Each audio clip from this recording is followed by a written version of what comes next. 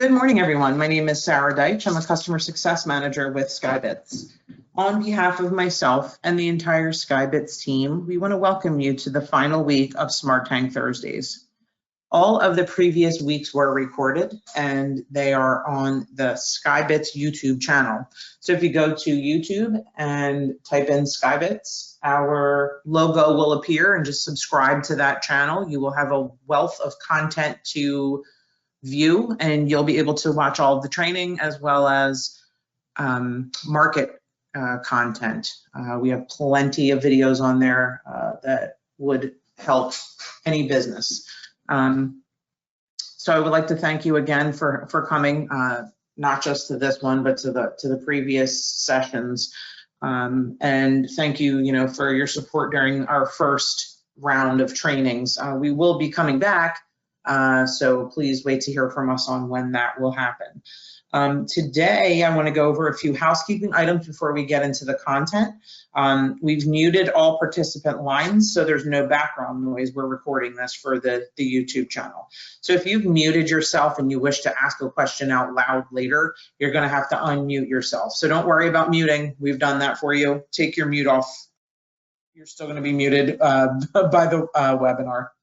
And we have factored in time for Q&A. So you can type stuff in the chat, you can type questions in the question section, you can do all of that. But at the end, once the presentation is done, of course, you can ask some questions out loud so all the other participants can hear.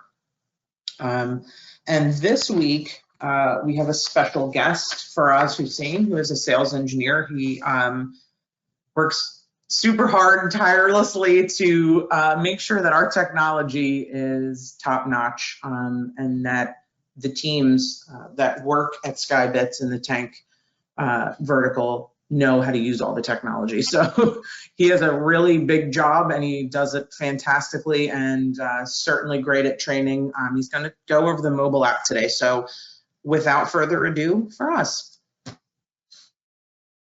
All right, thank you, Sarah. Can you hear me clearly? Perfectly. All right, and thank you again for the generous introduction. Once again, everybody, my name is Faraz Hussain. I am the sales engineer and acting product manager for Skybits Tank Monitoring. As Sarah pointed out, part of my focus is to help design products that go into the hands of customers such as yourselves. And I work with our sales team and our CSMs and our customer support teams to help implement the solutions based upon the different scenarios. Today, I wanted to go over the SmartTank mobile app. This is the mobile component to our SmartTank monitoring solution, the portal training, which you guys have been attending over the past couple of weeks. The mobile app is fairly intuitive. It has a lot of the features that you're going to see on the portal. And the focus was that, hey, if you have folks going onto the site, they don't have to bring a laptop along with them or something differently and log into a web portal and everything. All they have to do, just like with many other things in our lives, is to use an app, which they can get both from the Google Play Store and the Apple Store. Get it on their phone, use their same login credentials that they use on the website, and start viewing the tank data and be able to perform basic functions. As you can see up on your screen, that is the login page for the SmartTank mobile app. Before I delve into that, I'm going to see if I can quickly show you guys just within, I own an Apple iPhone, to see within the App Store if I can show you where to find the SmartTank app. So just whether it's the Google Play Store or it is the Apple App Store, just going to type in SmartTank, and you can see it kind of shows up right there and then. I have it in here, but you're going to download it, install it, and that's pretty much the end of it to get it up and running. The next step is logging in. Use your normal SmartTank login. There's no different login required. And the only thing you have to do is once you have your credentials in there, you just hit login, and that takes care of the rest. The main page is essentially designed to list all the tanks that you have within the last organization that you had active. Similar to SmartTank, follows the same structure. It's pretty much the same database we're working on. Actually, it is the same database we work off. So you're going to see the same interfaces. If you left SmartTank off in a particular organization or location, the tanks that you see populated within this thing are going to mirror exactly what you saw there. Within the main list page, you also have a map function available. and you can go ahead and view where the different tanks are. Same way in SmartTank, they also show you which are in critical low, which are okay, or which are in your low alarm statuses. Pretty intuitive. And if you think about, in terms of delivery drivers or folks trying to get to a tank site, it's pretty useful because you can pretty much route yourself out and see where you are, where you stand, and how to get to that tank. Okay, going back to the tank list itself, it's pretty simple to navigate, up and down scrolling, and then you're able to use these options to essentially sort the tank list out based upon a few parameters. So the list you can sort out, whether it's by organization. So let's say you had organizations called Customer A or Site B or Andy's Pump. It'll go A to B on that. Same goes for tanks, by products, or by locations, which are your tank locations as well. And finally, the last sort that you have is to look at your low alarm tanks, or specifically the critical low alarm tanks. So the most to the least, which is the one that requires the most attention, to which ones that are pretty much full. I'm going to sort according to that. So when we go back to load it, it'll show us in that way. The tank map also has the same sorting options. One is the top tanks, one that requires your most attention, the low alarm tanks. And then there's an alt tanks, which shows you everything that you have under the hood. Bear in mind, if you're not in the right organization, for example, if you as a customer have more than 500 tanks or 1,000 tanks, it'll populate everything, and you're going to see a lot of pins on the map. The last thing that you see is offline mode. I'll come back to that once we've dug in into the tanks a little bit. So I'm in our demo organization. I'm going to see if I can find a tank to show you guys. Here's one that's right here. And once you dig into this tank, all right, let this load. You're going to see a couple of the details that you see normally in SmartTank, along with some others. So you can quickly see your tank inventory. There should be recent history as well. I feel like I'm in the wrong tank here. Let me move to a different one. One has a recent update. Let's see. Apologize if I'm scrolling a bit too fast for you guys, but I believe we had sorted this according to lowest to latest ones. Another thing you will notice within the app interfaces, you do get a quick summary, but as I mentioned, you can go ahead and shorten out your tank details based upon the organization you're in. Let me dig into particular tanks so I can show you what I mean here. There we go. So you get a quick picture of your history, your alarms, what the product is, the inventory, pretty much the same things you would see in the SmartTank details page, along with the name. But you'll see some other tabs in here as well. First thing you're going to see is the open in browser. What this does is this is going to open the SmartTank portal itself using your mobile apps browser. So it's another neat way to, if you want to get into more details or setup, you can head from there. There's also a setup tab that allows you to set up the tank in case you were going on site. This follows the same setup process that we have for the SmartTank setup on the website.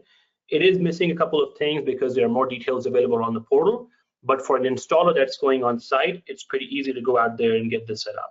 So let's say you were on the site and you're trying to set up a tank. All you need to do from this point of view is hit the edit button, and then you can edit everything, including what the type of the tank is, the height, the capacity, the product, the volume for short fill alarms, any offsets that you have, and the smaller fields as well. So really, if you were going onto a site to set up a tank, you could pretty much go from scratch and walk away with a fully completed setup tank from this page alone. The service page itself also has the same features that you have on the SmartTank portal, being able to move tanks, create new locations, or swap tanks. So as I mentioned again, the aspect is, if you're on a site, you're an installer, you don't need to carry your laptops. All you need is the mobile app, and you can complete your setups and walk away from there. If you're a driver, if you're a technician looking at going to the site to see what the tank is doing, you can use the same app to go ahead and look at those parameters, such as when the fills were made, how the tank has been performing, or if there's any troubleshooting required at the monitor site. I'm going to go back to the setup tab for just a bit to show you a couple of other things. I know you guys just saw the fact that there's got the editable properties within it. So The other thing you're going to notice within this app is there's a little camera over here. And what that allows you to do is add the tank photos that you're on the site. This is great for installers because there are different ways to install a tank, and there could be 20 tanks at a site, and it'll help you keep identifiers for that tank by adding these photos for the site. And if you hit capture, it opens up it'll ask for your permission to let you to use your phone's camera.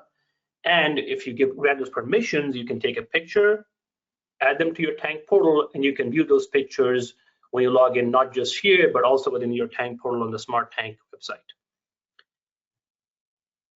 A couple of other things while looking at the single tank pages, you'll see that each of those tanks, you have the ability to view history, you have the ability to do setup. There are still a couple of tabs that you see in the SmartTank website, which are not here, which is why the open in browser thing always exists, so that you can go back, whether on the mobile device, or if you want to, you've got a larger mobile device like an iPad, open up the main website and make those changes itself. Some more aspects on the main navigation page. Before we dig in further, you can do searches similar to SmartTank website, and you can change your organizations. You can see a couple of these icons up on top.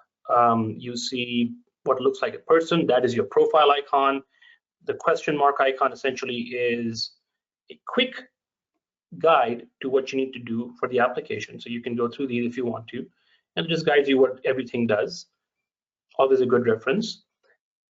You see where there's a search bar for a tank name. You can select your search parameters to go from tank name, the RTU or the serial number for the tank, or the MIN number, which is essentially the cellular ID for the device. Why they're good and different? Same for the SmartTank website. A tank name is a tank name. The RTU denotes the actual monitor that's on the device, on the tank itself. And the RTU may not always be linked to the same tank. So for example, if you switched out the RTU for a tank, you can search for that new serial number. Where did you put that on a different tank, or or whether that's been sent back to stock. And the MIN number applies the same way as well. As far as searches go, I can go simply here and hit let's say I'm going to look for a demo tank. And all I have to do from that point onwards is just hit the search bar. And it's going to look for a demo tank within anything that has the name demo within this organization. It's possible there may be a demo tank, it's possible there may not be demo tank, but that's the way to search for different parameters using the RTU or the tank name or the MIN number. All right, we're going to let this load a little bit while I discuss the other buttons. The cross button is fairly self-explanatory. All it does is it clears out the field. And the arrow button is what actually searches for the tanks. The clock button is your history to show what you've searched for. If I click it, you can see search for the different tank names, and you can clear your recent searches or just leave them as it is. Now, as you can see, everything that had demo in its name, which is apparently quite a bit, there's a lot of demolition going on here, is populated the tank field, and those will also show up in the map as required. Of course, as you go down and filtering out those tanks, whether by RTU, you're going to see one tank instead of so many. So for example, if I was to go for this particular tank here, and I'm going to look at the RTU, which is right here, that's 907.157.895. Go back, and I'm going to switch over to my RTU and go show me 907.157.895. It's going to look for that particular serial number for that device, and whichever tank that device is on, it's going to populate in the field. While this is loading, there's a last little search bar, little magnifying glass out there. We'll delve into that, but what that lets you do is change between different organizations. So you can see as I search for this particular RTU, it just pulled up the single tank. If there was, for example, we also have, apart from our standard potted tank monitors, we have our uplinks, which are able to tackle 2 tanks at a time. You would see 2 tanks that come under that particular RTU as well. But for right now, as I hit the map, as you can see, it's showing me exactly what a tank is. So now if you're a driver who's trying to find this tank for delivery, you know exactly where to take your route and get to it. It's a pretty nifty feature. All right, so going back to what I was referring to with a little magnifying glass, you can see this helps me select my currently selected organization. Right now, let's move to the Charlotte one. I've got the options for organizations such as the filter options, if I'm going to use my child organizations or not, if I want to see all the tanks that are below it or not. Within the organization itself, right now there's no other organization within it, so it doesn't show it. But if you had sub-child organizations within this master organizations, they would all populate showing in here. The same thing goes for the product, the route, alarms, and everything. This helps you filter down as to what you're looking for. To demonstrate that, I'm going to go back and hit the clear button. What that does is it's asking the SmartTank app, please clear out all the tanks I was asking you to search for, and just take me back to my main screen, the last main page that I had logged into. And now we're going to go back and start filtering it out using the search bar. So let's say I'm going to ask it, show me everything by all these different products, show me everything that's a DEF bulk tank. Let's see what shows up for that. And when I hit search, it will filter out to just the tanks which have that product. Fairly similar functionality to what you would see in SmartTank. So as I said, the focus is what you want to do in SmartTank, you can do 80% of that through this app. And as you can see, it's filtered down 21 tanks which have that same product. I'm going to go back and change that out just to give you an overview. Besides looking for product, you can do it by route. If you have set up regions and routes, and I highly encourage you to do that. These are very useful functionalities within SmartTank, great for sorting and also great for, helping keep records of what you have for your drivers going out and servicing those tanks. You can do it by alarms, and there's a whole bunch of alarms that we have that you can look into. Alarm definitions are also available within the SmartTank website under any of the blue exclamation marks that you would see there. You can filter by your locations. So there's a whole bunch of locations that let you see which ones you want to filter down to. I apparently have quite a few. And you can do what we call a geographical search. So you can say right now where I am, show me every tank within, let's say 120 miles. I'm based out of Denver, Colorado, so I do not know if there's any tanks in the area, but if there were, it would use my GPS to find me those tanks within that particular radius. Again, very useful for delivery drivers or technicians who are at the site and say, okay, I've serviced a particular tank here within, let's say within the city of Denver. Are there any others that I could touch since I'm here and because I've got product that I can deliver? So it's a great feature to maximize your asset usage, just to ensure that you can take care of your could-do tanks while you're in the area. And the same goes for other parameters such as available capacity as well. The last thing I did want to quickly see if I could go over the mobile app, besides the map and thing, was to talk about what we got the offline mode. And what the offline mode is, this is the new feature that we have introduced recently. And what this lets you do is, let's say you're in a site where you do not have enough cellular signals, as an example.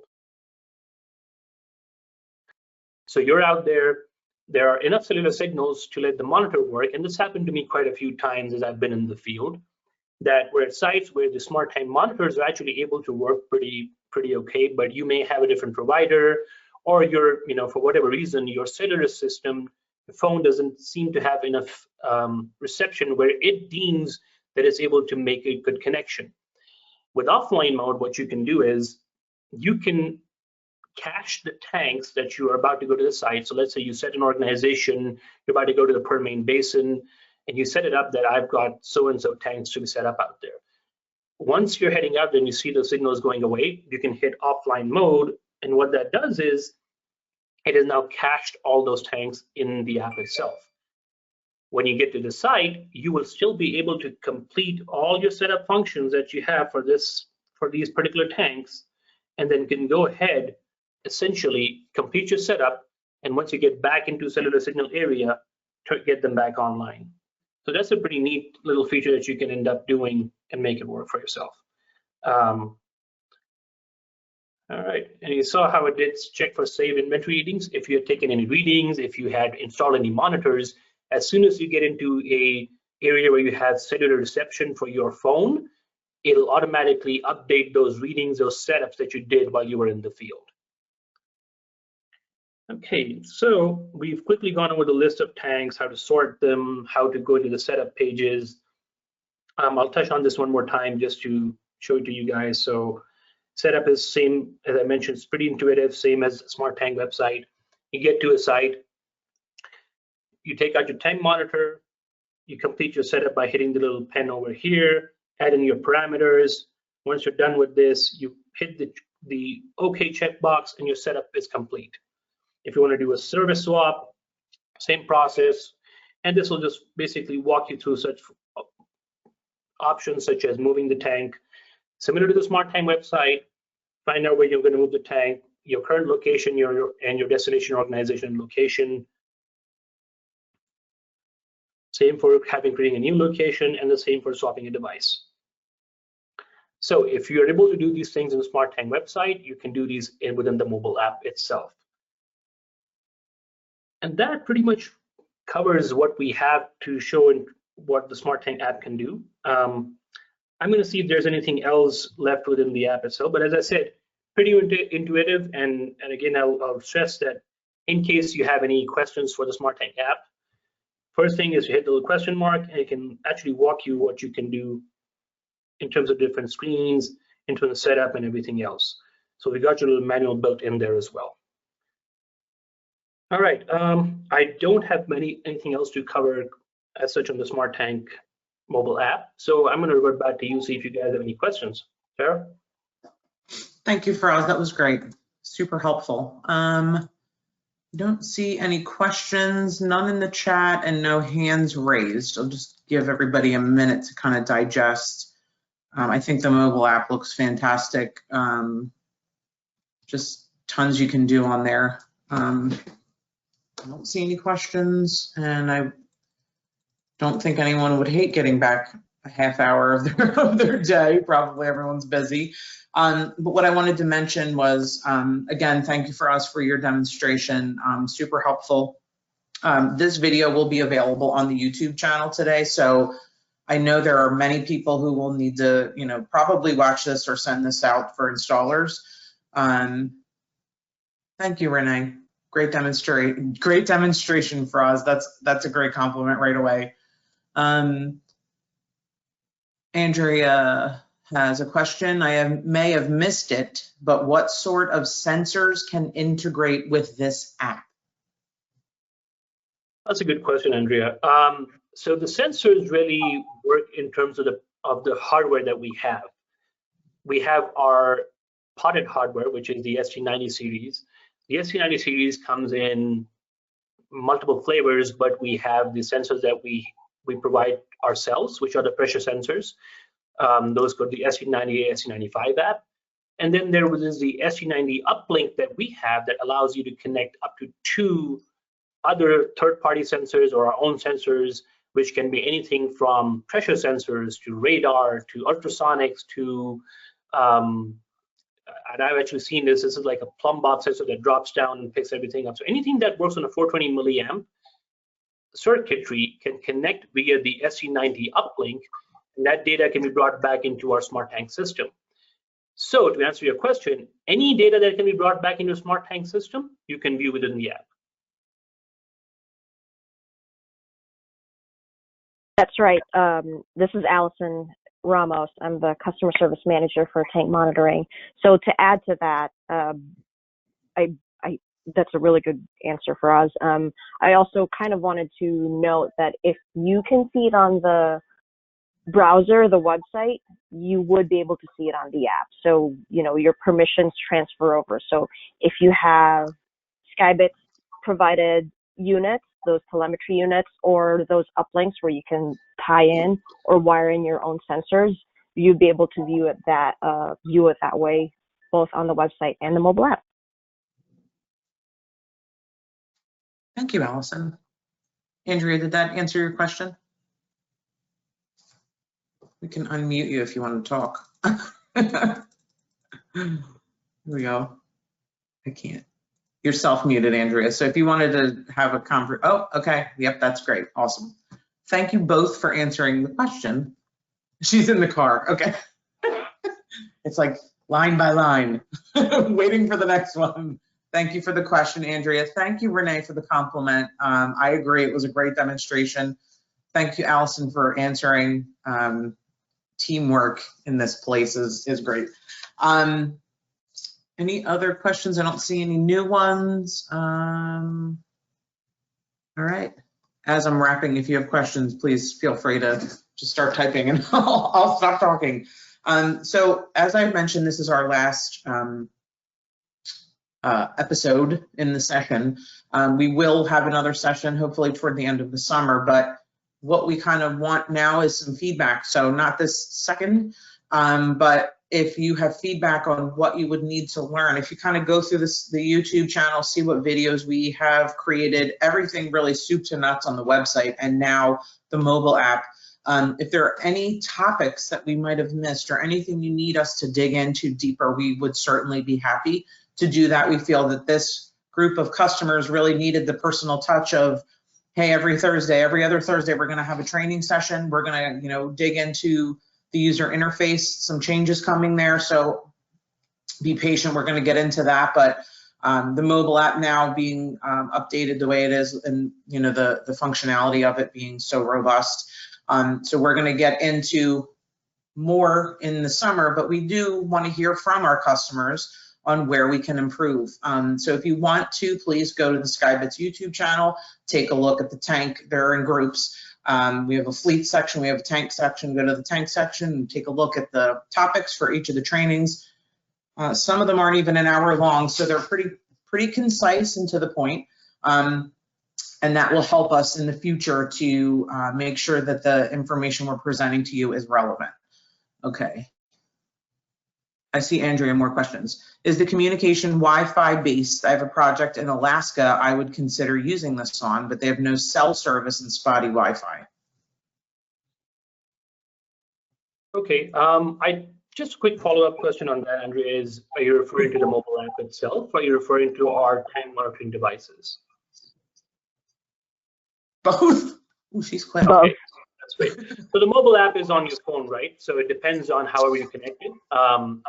The mobile app, all it requires is an internet connection. So for example, if you're in a place like that and you do not have your cellular service and you have Wi-Fi on site and you connect it through the Wi-Fi which is on site, you should be able to use the mobile app without any problems.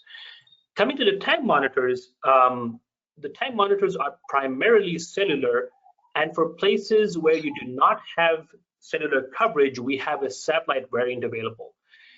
The good part about all of our tank monitors, whether cellular or satellite, is that they are capable of what we call host-client connectivity.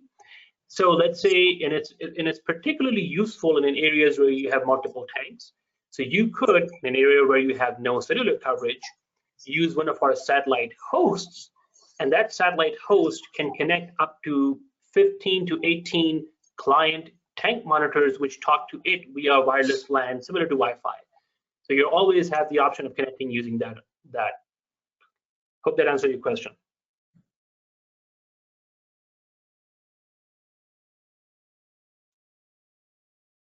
I think that, okay. Thank you, Faraz. I appreciate it. Oh, yep, thank you. All right. Thank you, Andrea. I love the discussion. It's great. That's why we book an hour for this meeting, so we can have talking afterwards. It's really, really good that I think this is the longest we've had conversation after the training, which is fantastic. Andrea, I'm going to encourage you to attend all of our training sessions going forward. So again, we need suggestions, we need comments, any negative, positive, whatever you have, just send it on over to us. Everybody should have Ira's email. He sent out the invitation. He can gather information so that we have good content for you next session that we start, like I had mentioned, probably end of summer, beginning of fall. So again, thank you. Can't thank you enough. We are happy that we've had pretty good attendance at these trainings, and I would like to thank my team members, fellow CSMs, Allison Ramos, Manager of Telemetry Support, and Faraz Hussain, who did the presentation today, Sales Engineer. So we all thank you and wish you well and hope you have a great summer. Thank you for joining. Bye-bye.